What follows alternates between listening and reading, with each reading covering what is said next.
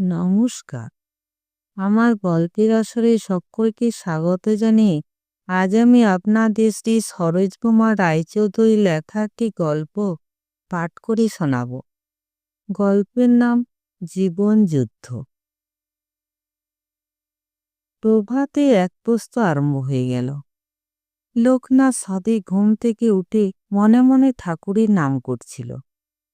এমন সময় ঝড়ের বেগে রমা এলো। বললে, তোমার কাছে টাকা আছে? টাকা? লোকনাথের ধ্যান সূত্রে ছিঁড়ে গেল। সম্মুখী রণরঙ্গিনী গৃহিণী বোধহয় রান্নাঘর থেকে আসছে, হাতে খুন্তি হাতে রয়েছে। ক্ষীণকণ্ঠে লোকনাথ বললে, টাকা আমার কাছে থাকে না, তা কি তুমি জানো? ৩০০টি টাকা মাইনে পায়। ট্রাম বাস চা জল খাবারের জন্য ২০টি টাকা রেখে সব তো তোমাকে দিয়ে দিই। রমা ঝঙ্কার দিলে, ২৮০ টাকা কটা টাকা খেয়াল আছে? তার মধ্যে ১৫০ টাকা চাই বাড়ি ভাড়া। শান্ত কণ্ঠে লোকনাথ বললে, তা বুঝি, কিন্তু আমাদের যেমন আয় তার মধ্যে চালাতে হবে, আর পাবো কোথায়? রমার কণ্ঠস্বর আরও ১ গ্রাম চড়ল। কি করে চালাবো শুনি? তুমি তো ঠাকুরবাড়ির প্রসাদ খাচ্ছ, বালামের দর জানো না। সকালবেলায় ২টি খেয়ে পান চিবোতে চিবোতে অফিস যাক, ফেরো সন্ধ্যার পরে। আর সমস্ত দিন ছেলেপুলে নিয়ে আমি কি করে সংসার চালাই তার খবর রাখো? রমার চোখ ফেটে জল এসে গেল। রমাকে লোকনাথ ভয় পায়। একটুকুতেই রমার মেজাজ গরম হয়ে ওঠে, এবং একবার গরম হলে তার বকুনি থামতে চায় না। সমস্ত দিন সে বকে যায়, সকাল থেকে রাত্রি ১২টা পর্যন্ত, যতক্ষণ না ঘুম আসে। বাড়িতে কাক চিল বসতে পারে না। সুতরাং পারতপক্ষে লোকনাথ রমাকে ঘাটায় না। পরিবারে কেই বা অশান্তি চায়, করে লাভও নেই। আজ কিন্তু লোকনাথ ধৈর্য হারিয়ে ফেললে অফিসের প্রসঙ্গে। অফিসে সে একটা ঝামেলায় পড়েছে। চাকরি থাকে কিনা এমন অবস্থা। পান চিবুতে চিবুতে অফিসে যাওয়ার প্রশ্নে তার পিত্ত জ্বলে গেল। দাঁত মুখ খিচিয়ে বললে, পান চিবোতে চিবোতে অফিস যায় না? বাড়িতে বসে থাকো, কি করে যে লোকে ট্রামে বাসে অফিস যায়, তুমি তার কি খবর রাখো? লোকনাথকে এমন দাঁত মুখ খিচিয়ে কথা বলতে রমা এর আগে কদাচিৎ দেখেছে। প্রথমটা সে ভড়কে গেল। বললে, ট্রামে বাসেই অফিস যাও আর পালকিতে চড়েই অফিস যাও, সে আমার দেখবার বিষয় নয়। আমার টাকা চাই, নইলে বাজার হবে না, রান্না বন্ধ। লোকনাথের আজ কি হয়েছে? উত্তরত্ব তার মেজাজ চড়েই যাচ্ছে। নিজেকে সামলাতে পারছে না, সামলাবার চেষ্টাও নেই। ২ হাত রমার মুখের সামনে নেড়ে তেমনি ভঙ্গিতে বলতে লাগলে, তুমি তো টাকা চেয়ে খালাস। টাকা আসবে কোত্থেকে? চুরি করব না ডাকাতি করব? রমাও ভড়কানো প্রথম ধাক্কাটা এতক্ষণে কাটিয়ে উঠেছে। গলা সপ্তমে চড়িয়ে বললে, টাকা আসবে কোত্থেকে? তা আমি কি জানি? বিয়ে করেছে, ওর সংসার হয়েছে, টাকার দরকার, এটা জানো না? লোকনাথ চিৎকার করে বললে, না, যেমন জুটবে তেমনি খাবে, আর বেশি আমি পারবো না। পারবে না? না না না না না। রমা দুমদুম করে বেরিয়ে গেলেন। দোতলায় ২খানা ঘর। একখানিতে রমা ছেলেদের নিয়ে শোয়, আর একখানিতে লোকনাথ। তার কোলেই রান্নাঘর। রমা বেরিয়ে যাওয়ার পর রান্নাঘর থেকে একটা শব্দ এলো, জ্বলন্ত উনুনে জল ঢালার শব্দ। রান্না বন্ধের নোটিশ। অন্যদিন হলে লোকনাথ ব্যস্ত হয়ে উঠত, কিন্তু আজ তার কি যে হয়েছে, ব্যস্ত হলো না। উঠে মুখ হাত ধুয়ে স্নানটা সেরে নিল। তারপরে আপিসের পোশাক পরে বেরিয়ে পড়ল। আপিসে গতকাল থেকে একটা গোলমাল চলছে। লোকনাথ ঘুষ নেয় না, নিজের কাজ যথাসাধ্য করে, পরের দিনের জন্য ফেলে রাখে না। কর্মানুরাগটা সহনীয়, কিন্তু আজকে তিনি ঘুষ না নেওয়াটা অমার্জনীয় অপরাধ। দেখতে দেখতে তার উপর নিচে ডাইনি বাঁয়ে যে যেখানে আছে চটে গেছে। তার নামকরণ হলো সাধু বাবা। প্রথম প্রথম আড়ালে আবদালে, তারপরে প্রকাশ্যে। ওরই মধ্যে যারা তার হিতৈষী তারা সতর্ক করে দিয়েছে, বলেছে নীতি শোকটাকুর নামাও হে, জস্মিন দেশে যদাচার, না হলে দেখতে পারবে না। লোকনাথ গ্রাহ্য করেনি। বলেছে আমি তো কারো কোনো ক্ষতি করছি না, তবে তারা আমার ক্ষতি করবে কেন? করবে, কারণ ব্যাপারটা দৃষ্টিকটু থাকে, কিছু কিছু অসুবিধাও হয়। একবার না 20 জনে 20 বার বলেছে। লোকনাথ শোনেনি, তার ফলে ঝামেলায় পড়ে গেছে। ব্যাপারটা সামান্য, কিন্তু ঝামেলাটা বড়। একটি মক্কেল এসে তার টেবিলে দাঁড়ালো। টেবিলের উপর একখানা 10 টাকার নোট রেখে বললে, আমরা একটা কাজ করে দিতে হবে। লোকনাথ তীক্ষ্ণ দৃষ্টিতে নোটটার দিকে চেয়ে বললে, ওটা কি? লোকটি মধুর এসে বললে, এটা এখন রাখুন, কাজটা হয়ে গেলে আরো বেশি দেব। শান্তভাবে হেসে লোকনাথ বললে, তার দরকার হবে না। কাজটা যদি অন্যায় না হয় তাহলে এমনিই করে দেব। অন্যায় হলে 1000 টাকা দিলেও করে দিতে পারবো না। লোকটি থতমত খেয়ে গেল। কাজটা ন্যায়ই হোক আর অন্যায় হোক, কিছু প্রণামই না পেলে বাবুরা মুখ তুলে চাই না। এই হলো তার অভিজ্ঞতা। ভাবলে টাকাটা অল্প বলে লোকনাথের আপত্তি। পকেট থেকে আরো একখানা 10 টাকা নোট বার করে লোকটি আগের নোটখানির উপর রাখলে। চুপি চুপি বললে, বিশ্বাস করুন বাবু, কাজটা হয়ে গেলে আরো বেশি দেব। উত্তরে লোকনাথ কি একটা বলতে যাচ্ছিল, এমন সময় স্বয়ং ছোট সাহেব এসে উপস্থিত। বাঙালি সাহেব, মেজাজ আসল সাহেবের চেয়ে অনেক কড়া। সাহেব একবার টেবিলে নোটের দিকে, একবার সেই লোকটির দিকে, এখন শেষে লোকনাথের দিকে তীক্ষ্ণ দৃষ্টিতে চাইলেন। তারপরে রুক্ষ কণ্ঠে লোকনাথকে জিজ্ঞাসা করলেন, কি ব্যাপার, নোট কিসের? উঠে দাঁড়িয়ে লোকনাথ হাসল। বললে, ইনি বকশিস দিচ্ছিলেন। বলে পাশে চেয়ে দেখে লোকটি অন্তর্হিত। অবাক কাণ্ড, লোকটির মধ্যে কোথায় সরে বলল। সাহেব জিজ্ঞাসা করলেন, কে ওই লোকটি? লোকনাথ বলল, চিনি না স্যার। চেনেন না? না স্যার, কখনো দেখিও নি। কিসের জন্য ঘুষ দিতে আসছিল? তাও জানবার সুযোগ হয়নি স্যার। এসে বললে আমার একটা কাজ করে দিতে হবে। বললাম টাকা লাগবে না, কাজটা অন্যায় না হলে এমনি করে দেব। লোকনাথ হাসলে। বললে, কথাটা বোধহয় ভদ্রলোক বিশ্বাস করতে পারল না। পকেট থেকে আরেকখানা 10 টাকা নোট বের করে আগের নোটখানির ওপর রাখলে। রেখে কি যেন বলতে আসছিল, এমন সময় আপনি এলেন। সাহেব হেসে বললেন, বিশ্বাস আমিও করতে পারছি না, আপনার সম্বন্ধে আমার ধারণা পাল্টে গেল। লোকনাথের গালে কে যেন আচমকা চড় মারল। বললে, আমার সম্বন্ধে ধারণা পাল্টে গেল? আপনি কি তাহলে ভাবছেন আমি ঘুষ নিচ্ছিলাম? সেরকমই ভাবাই তো স্বাভাবিক লোকনাথ বাবু। ভেবেছিলেন ডুবে জল খেলে শিবের বাবাও টের পাবে না। সাধারণত হয়তো পায় না, কিন্তু ধর্মের কল মাঝে মাঝে বাতাসে নড়ে। ছুটির পরে আপনি আমার সঙ্গে দেখা করবেন। বলে টেবিলের উপর থেকে নোট দুখানা তুলে নিয়ে সাহেব তার ঘরে চলে গেলেন। তারপরে আরম্ভ হলো আপিসে চাপা হাসির গুঞ্জন। আর চোখে চাইলে চাপা হাসি লোকনাথের চোখে পড়ে।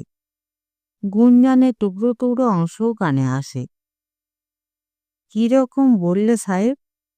ডুবে জল খেলে শিবের বাবা টের পায় না, কিন্তু ধর্মের কল মাঝে মাঝে বাতাসে নড়ে। শিব ঠাকুরটি সেজেই বসে থাকেন, মনে হয় ভাজা মাছটিও উল্টে খেতে জানেন না। পেটে পেটে অনেক বুদ্ধি, কিন্তু এবার এবার যে একেবারে যাতে করে। হ্যাঁ হ্যাঁ বাবা, তুমি দেখো সাহেব সহজে ছাড়বে না। ছাড়ুক না ছাড়ুক, সাধু বাবাগিরির এইখানেই ইতি। যা বলেছ, হয়তো সাহেবের হাতে পায়ে ধরে চাকরিটা থাকবে, কিন্তু সেই যে কিরকম করে আমাদের দিকে চাওয়া, যেন আমরা হরিজন, সেটি আর চলবে না। লোকটা কে হে যে ঘুষ দিতে এসছিল? কে জানে ভাই কে, কিন্তু আনারই নিশ্চয়। নিশ্চয়, নইলে সবারই সামনে টাকাটা অমন করে টেবিলের উপর রাখলে কেন? রাখে হে রাখে, নইলে ধর্মের উপর বাতাসে নড়বে কেন? যা বলেছ, একে বলে সাগর মহাসাগর পেরিয়ে এসে ঘোষপথে ভরাডুবি। এমনই হয়। হয়তো সাধু বাবা কত মোটা মোটা টাকার ঘুষ বেমালুম হজম করেছে, শেষে 20টা টাকা গলায় আটকালো। কি লজ্জার কথা! লোকনাথের সমস্ত শরীর কাঠের মতো শক্ত হয়ে গেছে। নাক দিয়ে গরম নিঃশ্বাস বের হচ্ছে, চোখ জ্বালা করছে। লিখতে যাচ্ছে, পারছে না, আঙুলগুলো কাঁপছে। লোকনাথ ভাবছে, ওরা বিশ্বাস করলে কি করে? এতদিন ধরে তাকে দেখে আসছে, কখনো একটি পয়সা কারো কাছ থেকে নেয়নি। সংসারে প্রচুর দুঃখ গেছে, তবু নেয়নি। নেওয়ার কথা তা কখনো মনেই হয়নি। আর আজ সামান্য টাকা ঘুষ ও নিতে যাচ্ছিল। তার সবচেয়ে বড় দুঃখ এবং বিস্ময় যে এতদিন ধরে জানার পরেও ওরা একথা বিশ্বাস করলে। সেদিন আর কাজ শেষ করতে পারলে না, চেষ্টা করেও না। দিনের ফাইল দিনেই পরিষ্কার করা তার অভ্যাস। পরের দিনের জন্য কিছু সে ফেলে রাখে না, যার জন্যে বহুদিন তাকে বেশিক্ষণ আপিসে থাকতে হয়। কিন্তু আজ সে পারলে না। আপিসে ছুটির পরে সে সাহেবের ঘরে গেল। সাহেব তার দিকে একবার চেয়ে নিজের কাজ করে যেতে লাগলেন। লোকনাথ নিঃশব্দে অপেক্ষা করতে লাগল। আধ ঘন্টা পরে সাহেব মুখ তুলে চাইলেন। বললেন, আপনাকে আমি সৎ লোক বলেই জানতাম। যাই হোক, সব কথা স্পষ্ট করে বলুন, কিছু লুকোবেন না। দেখি যদি আপনাকে বাঁচাতে পারি। লোকনাথ বললে, কি যে ব্যাপার ঘটে গেল আমি কিছুই বুঝতে পারছি না স্যার। সাহেব মুচকি হাসলেন। কিছুই বুঝতে পারছেন না? লোকটি যে আপনাকে ঘুষ দিতে এসেছিল তাও বুঝতে পারছেন না? লোকনাথ বলল, আপনাকে সব কথা বলেছি, বিশ্বাস করুন, তার এক বর্ণও মিথ্যে নয়। সাহেব ক্রুদ্ধকণ্ঠে বললেন, আজ আপনি বাড়ি যান, ভালো করে ভেবে দেখুন, তারপরে আমার সঙ্গে দেখা করবেন। লোকনাথ বাড়ি গেল। সমস্ত রাত্রি ভাবলে, যত ভাবে বিষয়টি ততই দুর্বোধ্য থাকে। কে লোকটা? ওকে কখনো দেখিয়েছে বলে স্মরণ করতে পারলে না। চেনা লোক হলে নিশ্চয় জানত যে লোকনাথ কখনো কারো কাছে একটি পয়সা ঘুষ নেয় না। ন্যায্য কাজ হলে এমনিই করে দেয়, না হলে বলে সে পারবে না, অন্য কারো কাছে যেতে হবে। লোকটি অকস্মাৎ অন্তর্হিত না হলে হয়তো ব্যাপারটা বোঝা যেত। তারও উপায় নেই। হঠাৎ তার মনে হলো সে কি একটা চক্রান্তের মধ্যে পড়েছে। অসম্ভব নয়। তার সহকর্মীরা তাকে কোনোদিন সহ্য করতে পারেনি। তাদের পক্ষে লোকনাথকে অপদস্থ করার চেষ্টা অসম্ভব নয়। কিন্তু সে আর ভাবতে পারছে না। তার মাথায় কিছুই ঢুকছে না। চিন্তা একটা নয়। কোপন স্বভাবা গৃহিণী উনানে জল ঢেলে দিলে। সে তো দেখে আপিসে বেরোচ্ছে। তার নিজের খাওয়া সে যা হয় হবে, কিন্তু ছেলেগুলো খেতে পাবে না। কেউ না খেয়ে স্কুলে যাবে, কেউ বা খিদের জ্বালায় বাড়িতে বসে কাঁদবে। অথচ তার হাতে একটি পয়সা নেই। ট্রামের মাসিক টিকিট সম্বল করে আপিসে যাওয়া আসা। ট্রামে বসে লোকনাথের মনে হলো আপিসে তার সম্বন্ধে আজ একটা হেস্তনেস্ত হয়ে যাবে। যে ষড়যন্ত্রের মধ্যে সে পড়েছে তাতে নিষ্কৃতি পাওয়া অসম্ভব। চাকরিটা গেলে সে বাড়ি ফিরবে কি করে?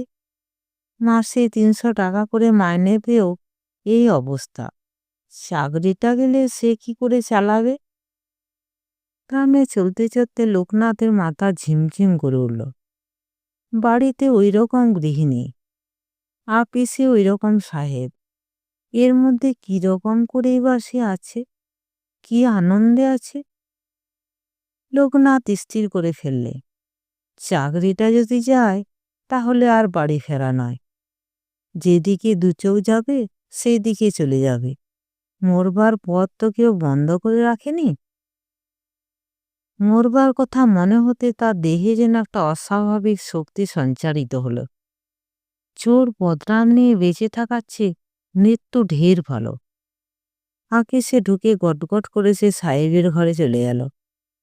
সাহেব তার মুখের দিকে চেয়ে থমকে গেলেন।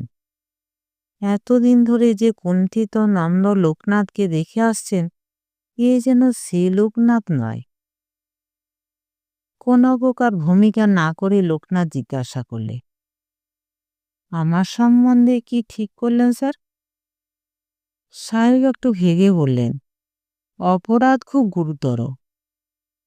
সঙ্গে সঙ্গে লোকনাথ উত্তর দিলে, তা আমি জানি স্যার। আজকের দিনে সাধুতা একটা মস্ত বড় অপরাধ। কিন্তু আমাকে ঝুলিয়ে রাখবেন না। যা করবার আজকে করে ফেলবেন স্যার। সাহেব ছুটে গেলেন। কিন্তু লোকনাথের অস্বাভাবিক উজ্জ্বল চোখের দিকে চেয়ে বেশ খানিকটা দমেও গেলেন। বললেন, তার মানে আজকে আপনাকে সাসপেন্ড করতে বলেন? লোকনাথ চট করে বললে, না স্যার, যদি আপনাকে বোঝাতে না পেরে থাকি আমি দুর্নীতিপরায়ণ নই, তাহলে আমাকে পদত্যাগ করার সুযোগ দিন। এর বেশি প্রার্থনা আমার নেই। সাহেব চমকে উঠলেন। এ বাজারে ৩০০ টাকার চাকরি এক কথায় কে ছাড়তে পারে তা জানা ছিল না। জিজ্ঞাসা করলেন, তারপরে কি করবেন? কোথাও চাকরি পেয়েছেন? কোথায় পাবো স্যার? তবে তবে আমি এইটুকু বুঝেছি, এ অফিসে আমার চাকরি থাকবে না। আর যদি বা অব্যাহতি পায়, আর একদিন আর একটা চক্রান্তে পড়ে আমার চাকরি যাবে। তার চেয়ে এখনই সরে যাওয়া ভালো। সাহেবও ওকে আর সইতে পারছিলেন না। বললেন, বেশ, তাই দিন। আহ, মুক্তি মুক্তি। তার চারিদিকে যেন ফুরফুর করে মুক্তির দক্ষিণা বাতাস বইছে। মনের মধ্যে যেন একটা গানের সুর আবর্তিত হচ্ছে। কতদিন হলো এই সংসারে সে এসেছে। কত সুখ কত দুঃখের মধ্য দিন কেটেছে। কতজনের সঙ্গে কত পাখি তার মন বাঁধা। মৃত্যুর আনন্দে সমস্ত বন্ধন পটপট করে খুলে যাচ্ছে। মুক্তি মুক্তি। সমস্ত আনন্দ থেকে মুক্তি, সমস্ত বন্ধন থেকে মুক্তি, সমস্ত দুঃখ থেকে মুক্তি, সমস্ত স্মৃতি থেকেও মুক্তি। আনন্দ যেন তার মনের মধ্যে উপচে উঠছে। নিজেকে যেন সে ধরে রাখতে পারছে না। এত আনন্দ মৃত্যু ছাড়া কেউ দিতে পারে না। খসখস করে লোকনাথ পদত্যাগপত্রটা লিখে ফেললে। দুমদুম করে সাহেবের ঘরে চলে গেল সেটা পেশ করতে। সহকর্মীরা অবাক, এত স্ফূর্তি কিসের? সাহেবও অবাক, সত্যি সত্যি চাকরি ছেড়ে দিচ্ছেন? লোকনাথ বললে, হ্যাঁ স্যার, আমি কাল থেকে আর আসছি না। সাহেব বিস্মিত কণ্ঠে বললেন, কাল থেকে আসবেন না? পদত্যাগ মঞ্জুর হওয়া পর্যন্ত অপেক্ষা করবেন না? না স্যার, চাকরি যে ছেড়ে দেবে তার আর অপেক্ষা করার কি আছে? প্রভিডেন্ট ফান্ডের টাকাটা? সেও স্যার হিসেব করে সময় মতো পাঠিয়ে দেবেন। অফিসে ঠিকানা আছে, আমি না থাকি আমার স্ত্রী নেবেন। দুই হাত যুক্ত করে লোকনাথ সাহেবকে নমস্কার করলে। বললে, চললাম স্যার, যদি কিছু দোষ ত্রুটি করে থাকি ক্ষমা করবেন। সাহেব চেয়ে দেখলেন লোকনাথের পা দুটো দাঁড়িয়ে দাঁড়িয়ে যেন চলছে। ওর সমস্ত দেহে যেন একটা গতির আবেগ। সাহেব তাড়াতাড়ি বললেন, না না, সে কি কথা? আচ্ছা স্যার। সাহেবকে আর একটা নমস্কার করে লোকনাথ বেরিয়ে এলো। দূর থেকে সহকর্মীদের নমস্কার জানালে। বললে, চললাম ভার। তারাও অবাক, কোথায়? কোথায় তা কি জানি, চললাম এইটুকুই শুধু জানি। ছাতাটা রইল যে। লোকনাথ হাহা করে একটা অট্টহাস্য করে উঠল। সব কি নিয়ে যাওয়া যায় রে ভাই, কিছু ফেলে ছেড়ে যেতে হয়, বলে ঝড়ের বেগে বেরিয়ে গেল। ফটক পার হতে লোকনাথ দেখে সে লোকটি দাঁড়িয়ে আছে, সেই যে লোকটি তাকে ঘুষ দিতে এসেছিল। লোকটি বিনীতভাবে নমস্কার করলে। লোকনাথ হাহা করে হেসে বললে, আপনার সেই কাজটা করে দিতে পারলাম না। কে জানে কি কাজ? মিথ্যে দাঁড়িয়ে আছেন, আমি চাকরি ছেড়ে দিয়েছি। লোকটি হেসে বললে, আমি সেই জন্যেই গাড়ি নিয়ে দাঁড়িয়ে আছি স্যার। কপালে চোখ তুলে লোকনাথ বললে, সেই জন্যেই? চাকরি ছেড়ে দেওয়ার পরেও আবার জন্যে থাকে নাকি? থাকে বইকি স্যার, এমন লোকও আছে যাদের একটা চাকরি গেলে আর একটা চাকরি সাধে। গাড়িতে আসুন, রাস্তায় যেতে যেতে সব বলবো। গাড়িতে উঠে লোকনাথ জিজ্ঞাসা করলে, আমরা কোথায় চলেছি? লোকটি বলল, আমাদের অফিসে। সেখানে কি? লোকটি বললে, কাজটা আমি অন্যায় করে ফেলেছি। আমাদের সাহেবকে সে কথা বলতে তিনি খুব দুঃখিত হলেন। বললেন, এইরকম একটি লোক আমি খুঁজছি, খবর নেই, যদি ভদ্রলোকের চাকরি যায় তাকে এখানে নিয়ে আসবেন। লোকটি লোকনাথের দিকে চেয়ে হেসে বলল, দেখুন কাণ্ড, লোকনাথবাবুদের কেউ চায় না, কেউ বা চায়। নমস্কার। গল্পটি যদি ভালো লাগে চ্যানেলটিকে লাইক, শেয়ার এবং সাবস্ক্রাইব করবেন। আপনাদের সহযোগিতা আমার খুবই প্রয়োজন।